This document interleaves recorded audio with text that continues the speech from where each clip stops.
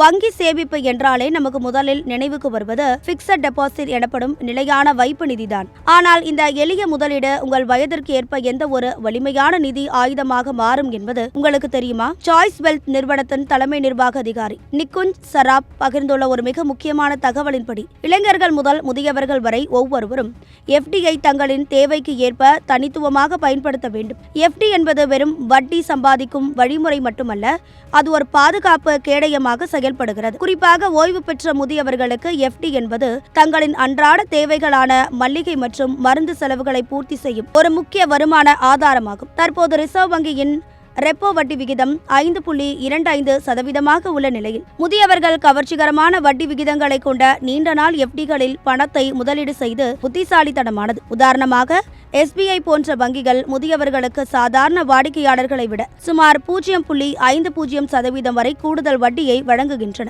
FD ladder எனப்படும் முறையை பயன்படுத்தி ஒவ்வொரு கால அளவுகளிலும் பணத்தை பிரித்து முதலீடு செய்வதன் மூலம் அவ்வப்போது கைக்கு தேவையான ரொக்கப்பணம் கிடைப்பதையும் இவர்கள் உறுதி செய்து கொள்ளலாம். 20களில் இருக்கும் இளம் முதலீட்டாளர்களை பொறுத்தவரை எஃப்டி என்பது செல்வம் சேர்க்கும் கருவி கிடையாது.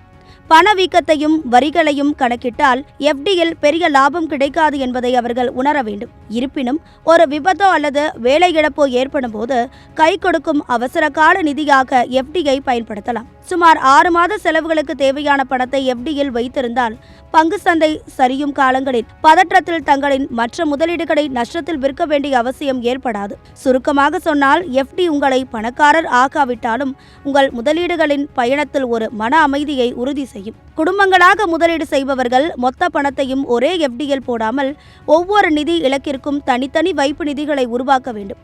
பிள்ளைகளின் கல்வி கட்டணம், இன்சூரன்ஸ் பிரீமியம் அல்லது ஒரு வீட்டின் முன்பணம் என ஒவ்வொன்றிற்கும் தனித்தனி முதிர்வு தேதிகளை தேர்ந்தெடுப்பது மேலானது. எந்த எஃப்டி அதிக வட்டி தருகிறது என்பதை விட அந்த பணம் எந்த நேரத்திற்காக சேமிக்கப்படுகிறது என்பதே முக்கியம் என்கிறார் நிக்குஞ்ச் சராப்.